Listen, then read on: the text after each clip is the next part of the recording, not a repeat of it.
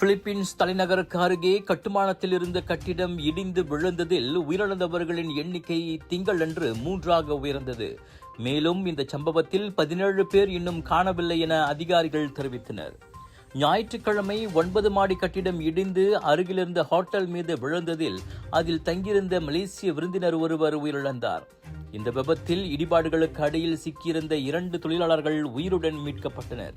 எனினும் அவர்களில் ஒருவரின் உடல்நிலை மிகவும் மோசமடைந்ததால் உயிரிழந்தார். மற்றொருவருக்கு அதிகாலை 3 மணி அளவில் மாரடைப்பு ஏற்பட்டது. அவர் இடிபாடுகளில் சிக்கியிருந்ததால் மருத்துவர்களால் அவருக்கு சிகிச்சை அளிக்க முடியவில்லை. இந்த பேரிடரின் போது கட்டுமான தளத்தில் உறங்கிக் கொண்டிருந்த பெரும்பாலும் கட்டுமான தொழிலாளர்களான 17 பேர் காணவில்லை என தீயணைப்பு படையின் பெண் பேச்சாளர் மாரியா லியா சஜிலி தெரிவித்தார்.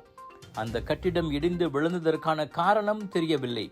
அந்த கட்டுமான பகுதியில் 70 பேர் வேலை செய்து வந்ததாகவும் வார இறுதி விடுமுறையின் காரணமாக பலர் தங்களது சொந்த ஊருக்கு சென்று விட்டதாகவும் கூறப்பட்டது. வணக்கம் மேக்ஸ், உங்கள் புதிய OTT உலகம்.